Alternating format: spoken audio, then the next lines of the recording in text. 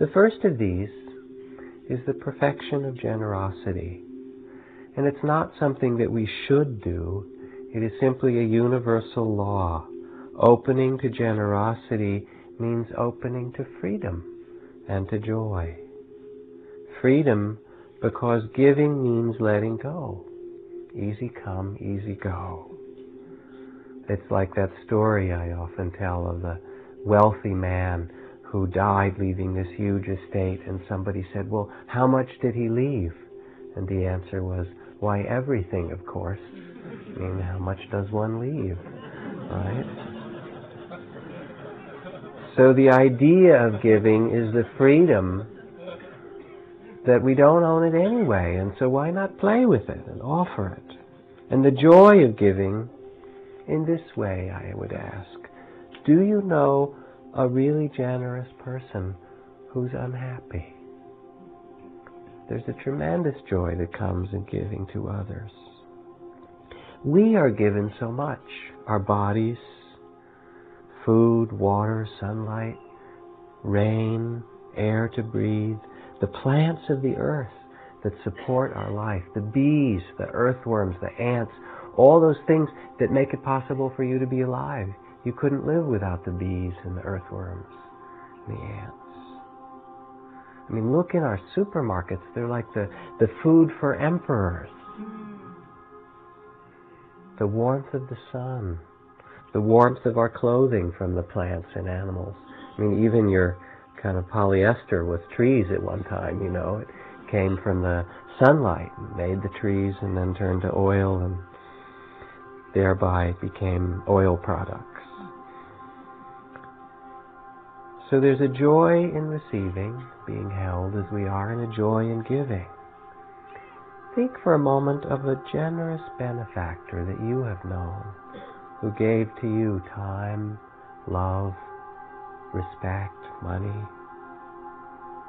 And as you remember them and bring them into heart, think as well how joyful they must have been to be able to see you and honor you and give to you, the blessing of their being able to give. There's tentative giving, it's called. The first steps, well, I'm not sure if I should give this away. Maybe I'll need it. I should put it in the attic. And then, oh, all right, better to give it away than keep it. And then there's brotherly or sisterly giving, when you give and share whatever you have in a more open way. You kind of learn to do that. And then it's called kingly or queenly giving, when it comes in certain moments that the joy of giving is greater than possessing anything, and so we give of the best that we have.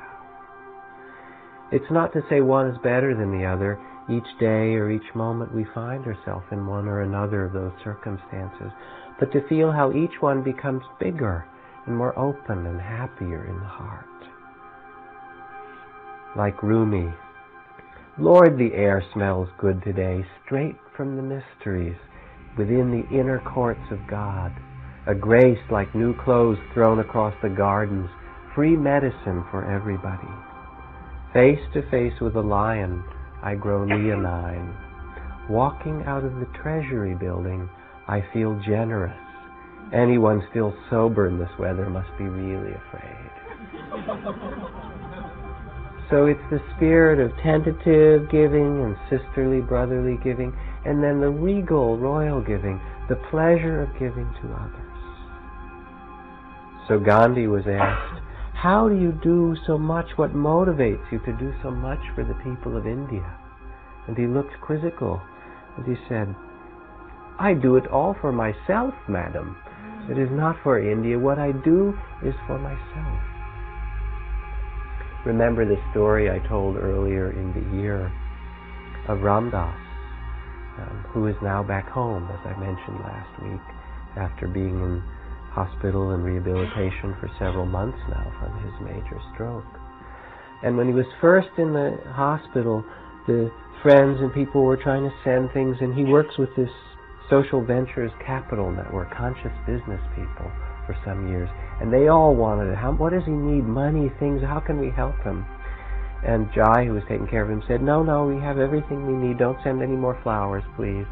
But then he thought about it, and he called them back, You know, the people who run the Body Shop and Ben and Jerry's ice cream and these other things. And he said, yes, send whatever you would like. Send ice cream, send lotions and unguents and potions and things, and send them to the staff of the hospital. So pretty soon trucks began pulling up and unloading ice cream and lotions and potions and all these things. And the nurses and the aides and the doctors all got these things, and they were all so happy. And they said, who is this coming from? Oh, this man up there. Ah. And all of a sudden Ramdas was treated very well. So you hear the joy of generosity. As Daniel Berrigan wrote, sometime in your life, hope that you might see one starved person, the look on their face when the bread finally arrives. Hope that you might have baked it, or bought it, or even kneaded it yourself.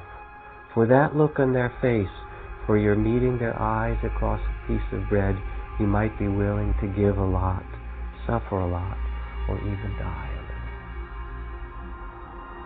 So that's the first quality of the heart, of our natural Buddha nature, when we let go.